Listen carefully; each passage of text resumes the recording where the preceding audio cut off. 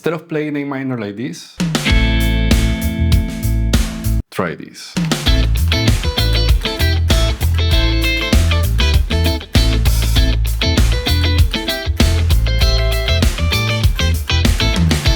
Now for this example, A minor is going to be the 6th chord in the key of C. The concept is simple if you understand basic diatonic harmony. A minor is going to be our tonal center, and we're going to borrow some triads from the relative key, in this case the key of C major. The idea is going to be to superimpose these triads over A minor so we can add color and movement to our funk groove. So operating over A minor, I'm going to start with this A minor triad on strings 2, 3, and 4. First inversion, I got the flat 3, I got the 5th, and I got the root. From here, I'm going to go a whole step up to B diminished, right? Here I have a B diminished triad on strings 2, 3, and 4. Here is the B minor triad, right? I bring the 5th half step down, B diminished. That's the 7th chord in the key of C. Now if I play B diminished, the 7th chord over A, I have all the extensions here. I got the 4 or 11, I have the flat 13 or flat 6, and I have the 2nd or the 9 here. From here, I'm going back to A minor, right? Strings 2, 3, and 4, and then I'm going to play the 1 chord C major. And again, the 1 chord with the bass on the 6th chord is going to give me a 6th chord minor 7. So far I have this.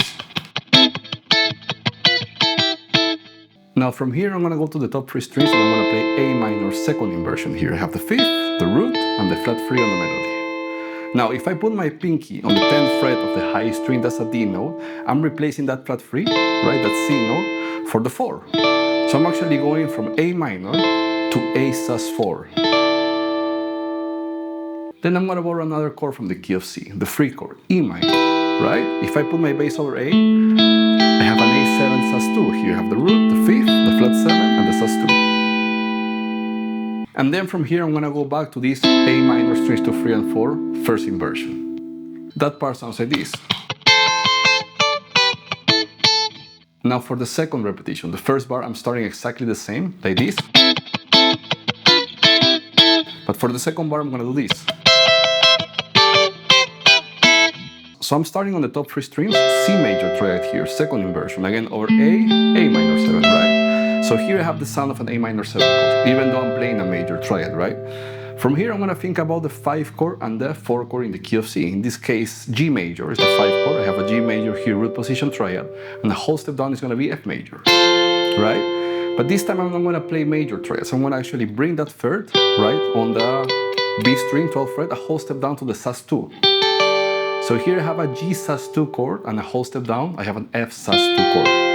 So I'm actually doing this move, C major, to G sus2, to F sus2, then to E minor, and then finishing on A minor, first inversion.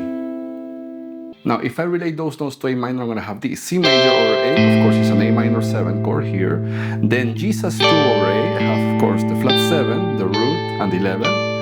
Now F sus2 over A, I have the flat 6, the flat 7, and the flat 3, and then E minor over A, I have the 5th, flat 7, 9, and of course I'm finishing on A minor, first inversion, over A, just the flat 3, 5th, root.